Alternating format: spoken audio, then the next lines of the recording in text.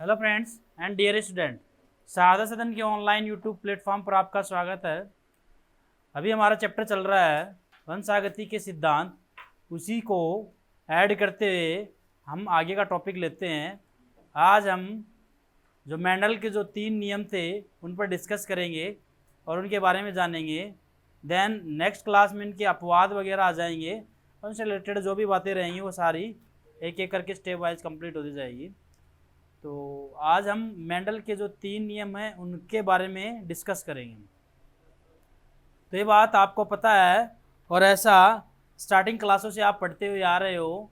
जब से 9th से शायद जेनेटिक्स का टॉपिक डाल दिया जाता है, 10th में तो कंफर्म आता है जेनेटिक्स का टॉपिक, तो तब से ये स्टार्ट हो जाता है। एक्चुअल में बच्चों को ये तो पता लग जाता है कि मेंडल के 3 नियम थे।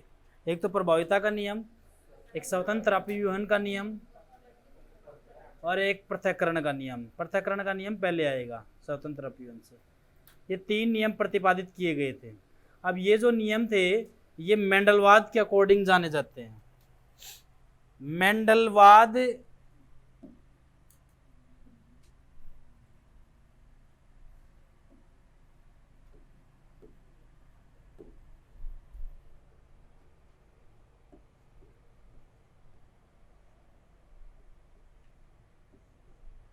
मेंडलवाद के अकॉर्डिंग जाने जाते हैं। 3 साइंटिस्ट थे, एक कोरेंस था, एक डीवरीज था, एक शेरमार्क था। ये 3 साइंटिस्ट जो थे इन्होंने मेंडल के जो प्राप्त निष्कर्ष थे, मेंडल के प्रयोगों के प्राप्त निष्कर्षों के आधार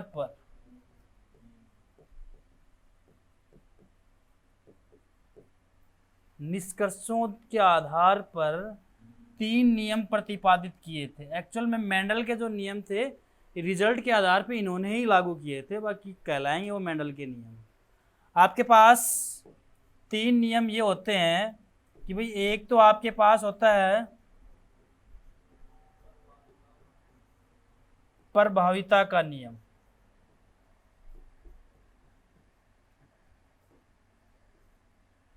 उसके बाद आपके पास बात आती है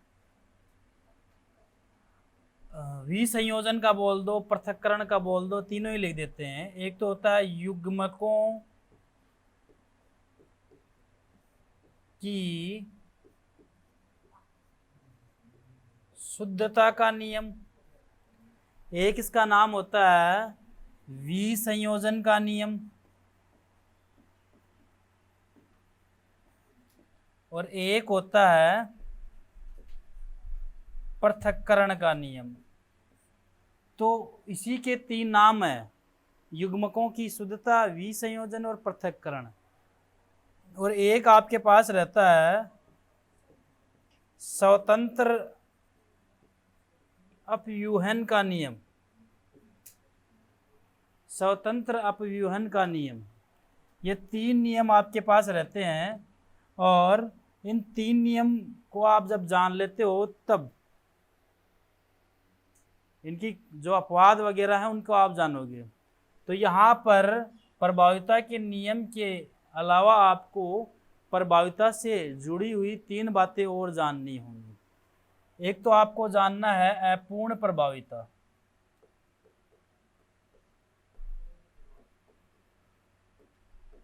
एक आपको जानना है सह प्रभाविता, और एक आपको डोमिनेंट का जो कॉन्सेप्ट है प्रभाविता नामक संकल्पना का स्पष्टीकरण, प्रभाविता का स्पष्टीकरण।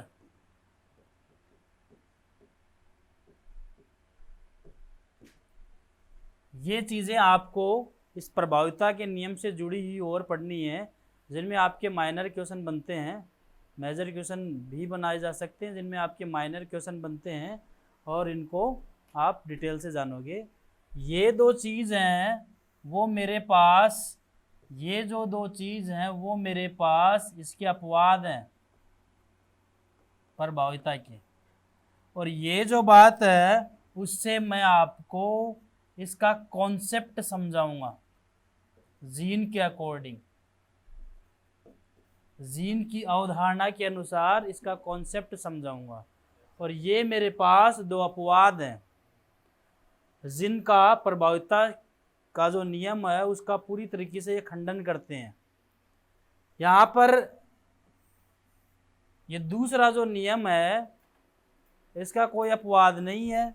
जब स्वतंत्र अभिव्यंजन आप पढ़ते हो देन जब आगे के टॉपिक चलते हो आगे आप पढ़ते जाओगे तो जो मॉर्गन की थ्योरी पढ़ोगे आप, मॉर्गन की थ्योरी जो पढ़ोगे ये स्वतंत्र अभिव्यंजन को नकारती है मॉर्गन की theory.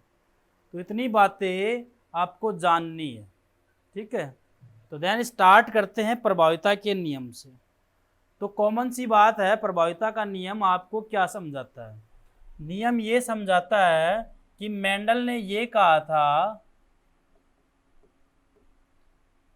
According to Mendel, Mendel के अनुसार हम बात कर रहे हैं, मेंडल के अनुसार हम बात कर रहे हैं। मेंडल ने ये कहा था कि जब चाहे एक संकरण हो या द्विसंकरण हो, दोनों की बात कर दी थी, लेकिन स्वतंत्र अभिव्यंजन का नियम सिर्फ द्विसंकरण प्रयोगों पर लागू होता है, ये बात भी आप याद रखोगे। तो इसने कहा कि चाहे एक संकरण हो या यानी मोनो हाइब्रिड क्रॉस हो या फिर डाई हाइब्रिड हो, दोनों ही कंडीशन में आप जो जनक ले रहे हो, जनक 1 और जनक 2, जिसमें आप इसको मेल से रिप्रेजेंट करोगे, एक को आप फीमेल से रिप्रेजेंट करोगे, 2 जनक ले रहे हो आप, जनक तो 2 ही होंगे यहाँ पे, एक टॉल और एक ड्वार्फ, एक लंबा और एक। तो इसने कहा कि जो F1PD निकल के आएगी उसमें दोनों जनक में से केवल एक जनक का लक्षण ही आएगा, दूसरे जनक का लक्षण नहीं आएगा, सिर्फ एक जनक का लक्षण ही आएगा दोनों में से। और जो लक्षण नहीं आया, 2 जनक लिए, सिर्फ मान लो इसका आ गया, 2 नंबर वाले का नहीं आया, तो वो जो लक्षण है वो आपका F2PD में आ जाएगा। जब F2PD में आ जाता है देन हम इस बात को ये कह देते हैं कि F1PD में 2 लक्षण थे होने को तो, लेकिन दिखा कौन सा? सिर्फ एक ही। जो दिखा वो प्रभावी, जो नहीं दिखा वो अप्रभावी। लेकिन अप्रभावी कौन सा? वो F2PD में निकलना चाहिए, अगर वो नहीं निकला तो बात खराब। अप्रभावी कौन सा? जो F1PD में आया नहीं लेकिन कहाँ आ गया? F2PD में। तो प्रभाविता के नियम के अनुसार आप यही बात बताओगे। इसका आपसे एग्जाम्पल पूछ ले तो वही कैपिटल टी स्मॉल टी वाला करके आप बता दोगे। तो इस नियम के अनुसार जब शुद्ध लंबे और बौने पौधों के मध्य संकरण करवाया जाता है तो F1PD में केवल एक ही जनक के लक्षण आते हैं। ये लंबे और बौने का क्रॉस करवाया तो F1PD में सारे कैसे प्राप्त हुए? लंबे। लेकिन F2PD में लंबे के साथ बौने भी आ गए। देन इस बात को हम कह देंगे कि यहाँ पे जो करेक्टर छिपा हुआ था वो यहाँ पे निकल के आ गया। ठीक है, तो इसी को हम जो करेक्टर F1, अब सीधा सा याद रख लो, पहली पीढ़ी में जो लक्षण दिखाई दे वो प्रभावी, जो नहीं दिखाई दे वो अप्रभावी। ठीक है, जैसा कि मैंने बहुत पहले भी बताया आपको, हमारे पास ऐसे बहुत सारे रोग होते हैं लेकिन वो अपने आप को शो नहीं करते क्योंकि अप्रभावी रूप से पड़े हैं, उनके साथ का जो जीन है उनका प्रभाव आने नहीं दे रहा, लेकिन हो सकता है किसी पीढ़ी में जाकर वो रोग आ जाए। तो आपको प्रभाविता का नियम यही कहता है। प्रभाविता का नियम ये अच्छे से आप देख लेना स्क्रीनशॉट, ठीक है। प्रभाविता का नियम आपको ये कहता है कि मेंडल द्वारा किए गए मटर के एक संकरण पौधों से F1PD में केवल एक ही प्रकार के लक्षण वाले पौधे प्राप्त होते हैं। यदि लंबे पौधों का बौने पौधों से संकरण करवाया जाए तो लंबे ही प्राप्त हुए थे। कैसे प्राप्त हुए थे? लंबाई वाले लक्षण ने बोने वाले लक्षण को मटर के पौधे में छिपा दिया, उसको प्रकट होने नहीं दिया। अगर लंबाई वाला डोमिनेंट और जो नहीं दिखा वो रेसेसिव। जो लंबाई वाला आया था वो प्रभावी हो गया और जो नहीं आया वो रेसेसिव हो गया। यहाँ पे एक बात और ऐड कर दी है मैंने, अच्छी बात है। यहाँ पे देखो, मनुष्य में मंद बुद्धि, मधुमेह, वर्णांधता, कलर ब्लाइंडनेस नहीं होता क्या, ग्रीन और रेड में कंफ्यूजन रहती है उसको, जैसे आनुवंशिक रोगों के जीन अप्रभावी पड़े ही रहते हैं। ये कभी भी निकल के आ सकते हैं। एक तो शुगर, एक मेंटली डिस्टर्बेंस हो रहा, मंद बुद्धि है। जैसे डाउन सिंड्रोम हो गया, किसी का डाउन सिंड्रोम होता है तो मंद बुद्धि हो जाता है वो, है ना। तो मंद बुद्धि हो जाता है तो उसका जीन हमारे पास पड़ा है, अभी भी है। आप मंद बुद्धि हो क्या? आवाज नहीं आई। अच्छा, क्या पता कंफर्म कर हो गया हो। मंद बुद्धि जो बच्चे होते हैं वो उनकी अलग से पहचान होती है और उनके स्कूल भी अलग से होते हैं मंद बुद्धि वाले बच्चों की। तो मंद बुद्धि जो बच्चे होते हैं वैसा जीन हमारे पास भी पड़ा है, लेकिन आप बोलोगे सर हम नहीं है, तो आप सेफ इसलिए हो कि आपका जो अच्छी बुद्धि वाला जीन है उसके पास है और इस मंद बुद्धि वाले जीन को आने नहीं दे रहा। लेकिन हो सकता है किसी पीढ़ी में ये मंद बुद्धि वाला जीन आ गया जाए, प्रभावी कौन सा हो जाए? F1PD में मंद बुद्धि वाला जीन प्रकट हो जाए तो आपकी बुद्धि भ्रष्ट। इतनी बात हो जाती है। देन हम आगे बात करेंगे युग्मकों की शुद्धता का नियम अथवा विसंयोजन का नियम। देखिए, मैं एक बात लिखता हूं कि युग्मकों के निर्माण के समय जोड़ी के दोनों कारक अलग अलग होकर युग्मकों में चले जाते हैं।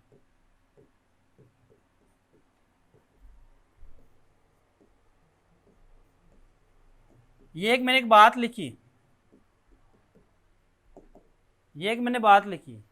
कि युग्मकों के निर्माण के समय जोड़ी के दोनों कारक पृथक होकर अलग अलग युग्मकों में चले जाते हैं। देखो इसको, मेरे पास कैपिटल टी है और मेरे पास स्मॉल टी भी है, यानी मेरे पास लंबा पौधा है और बौना पौधा है। मैंने इनका क्रॉस करवा दिया। क्रॉस करवाने से मेरे को जो F1PD मिली वो बच्चों मिली कैपिटल टी और स्मॉल टी, यानी सभी पादप लंबे, लेकिन उनमें बोने का गुण छिपा हुआ है। ये बात आप कंफर्म कर लें।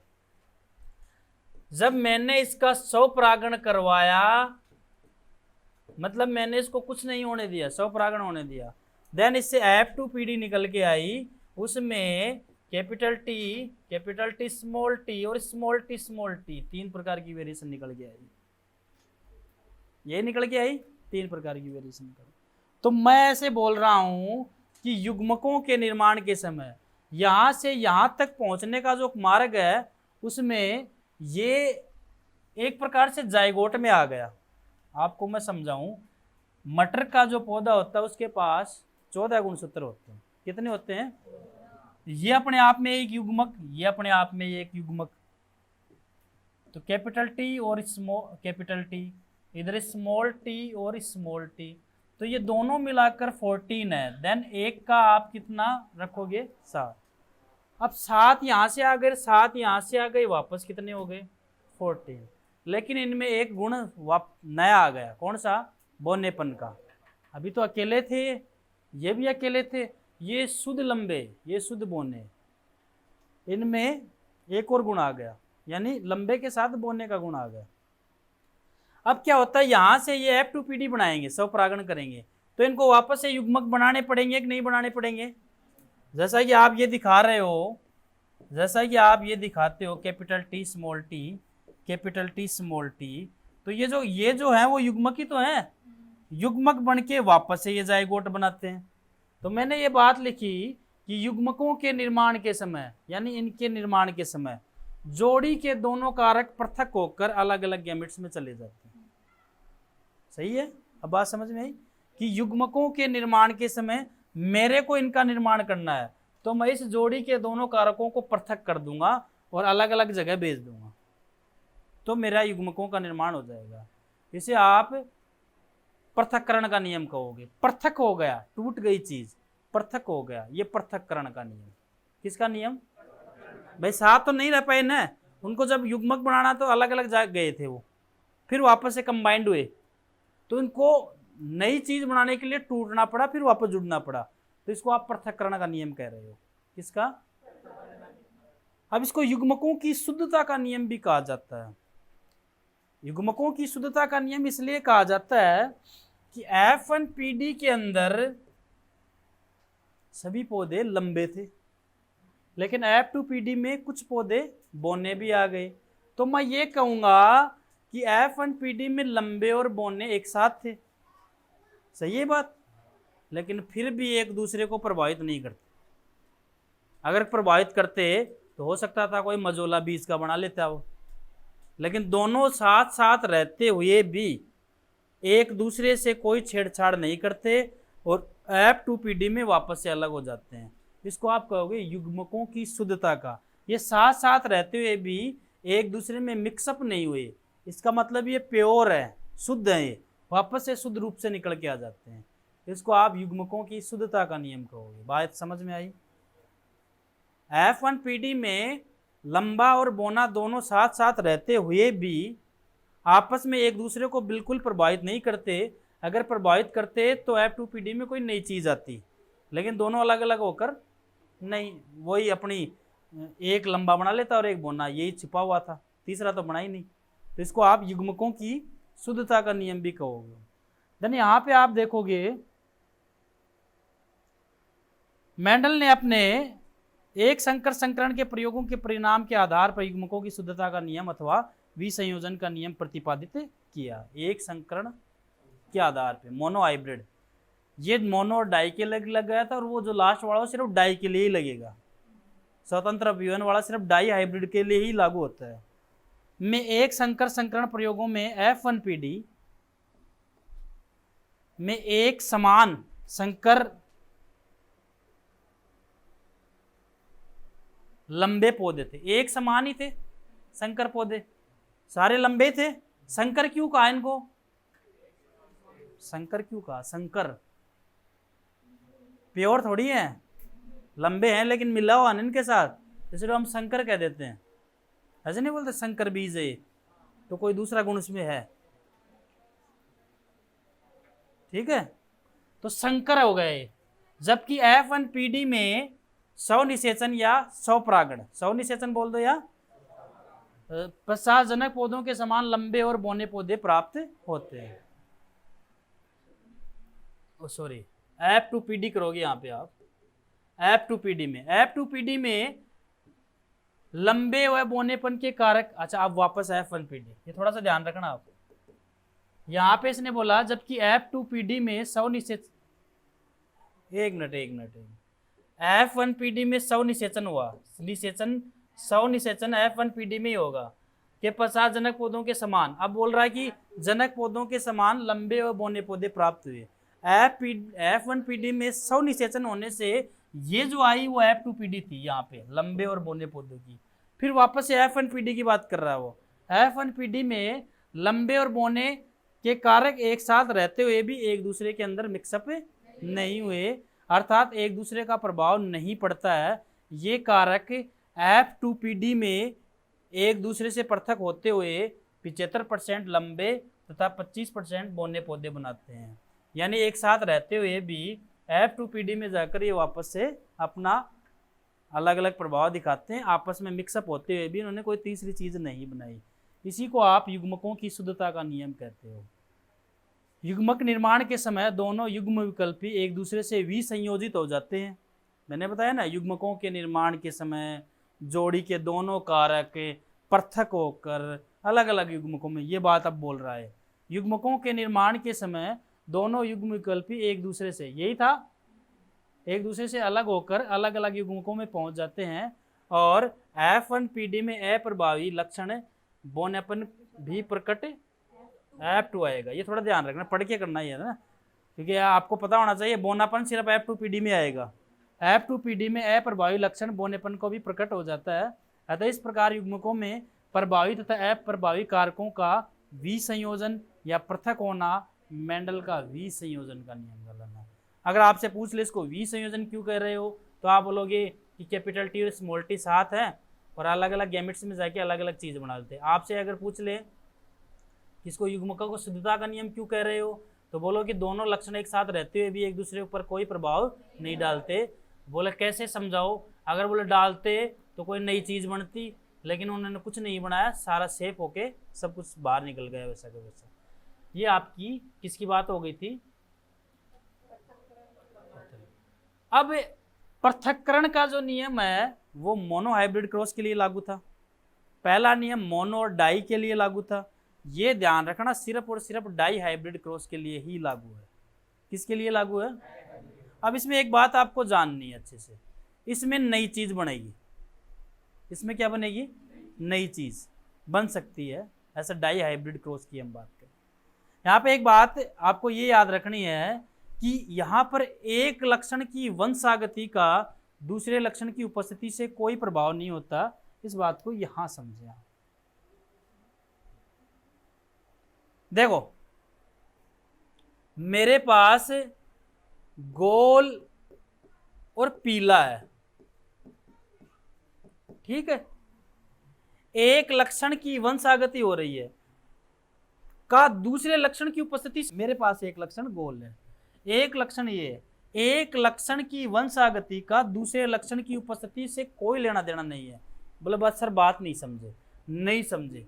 अगर आपको मैं बोलूं एक लक्षण ये है और एक लक्षण ये है, एक लक्षण आगे आया नई पीढ़ी में F2PD में, तो दूसरा लक्षण इसके साथ है, उसकी वंशागति का ये भी इसके साथ ही आ गया, इसकी वंशागति का इस पर कोई प्रभाव नहीं पड़ रहा।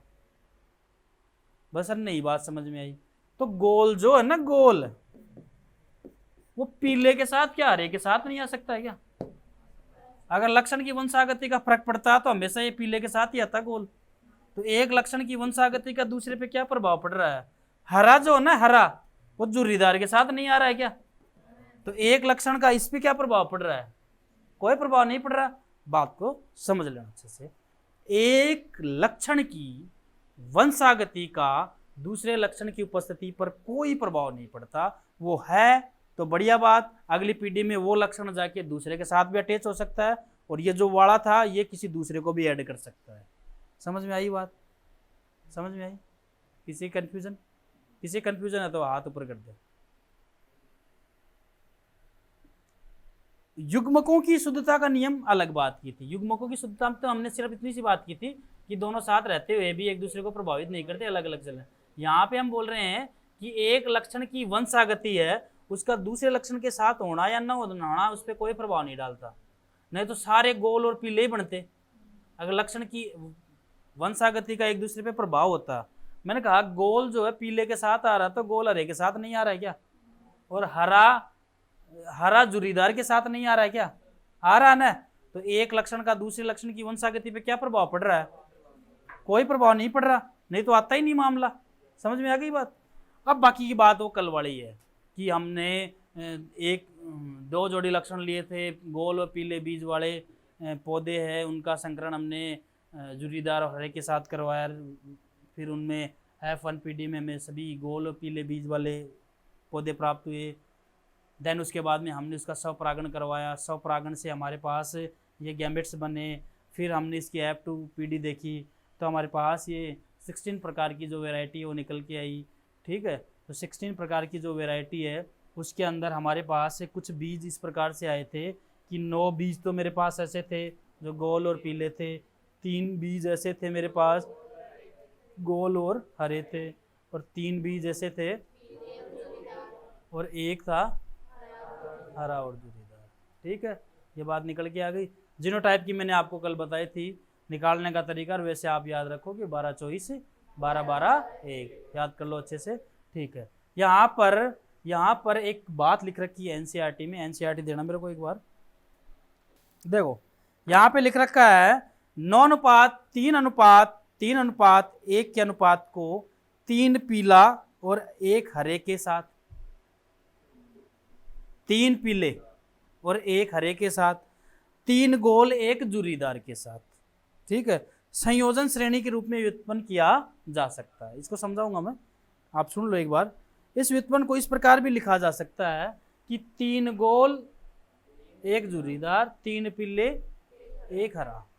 अब आप इसको समझने के लिए जैसे मैं लिखता हूं 3 गोल और 1 जुरीदार, जुरीदार को आप स्मॉल r से रिप्रेजेंट कर रहे हो। फिर आप लिख रहे हो 3 येलो और 1 ग्रीन, ये लिखा था आपने। ये संयोजन श्रेणी के रूप में व्युत्पन्न कैसे हुआ? देखो इसको इससे मल्टीप्लाई करो आप। इसको ये एक समीकरण दे रखी है यहाँ पे, उसका मतलब वो नहीं दी कि x - y ऊपर लगा दिया होल स्क्वायर ऐसे, उसका एक गणितीय रूप था ये। आप इसको खोलोगे तो इसको इसी से तो मल्टीप्लाई करोगे आप। थोड़ी सी 10वीं गणित याद है तो ठीक है, इसको खोलोगे इसी से मल्टीप्लाई करोगे तो 3 × 3 कितना हो गया? 3 × 3 9, और आ रहा क्या है? Round and yellow. क्या आया आपके पास? 9 बीज कैसे आ गए? आए? ठीक है, क्लियर। अब इस 3 को इससे मल्टीप्लाई करो, कितना आया? 3 को इससे मल्टीप्लाई करोगे तो 3, क्या आएगा? Round and green. आया आपके पास राउंड एंड ग्रीन? बात समझ में आ रही है? 2 चीज हुई कंप्लीट जो एनसीईआरटी ने दे रखी है। फिर ये बोल रहा है ये हो गया इसका, अब इसको इसके साथ कराओ 3,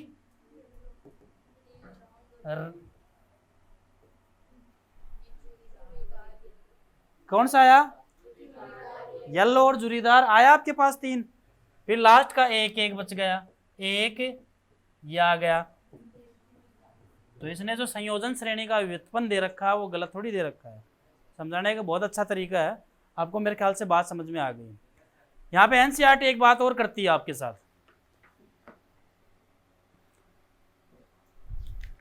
कहाँ से था वो? 1 मिनट।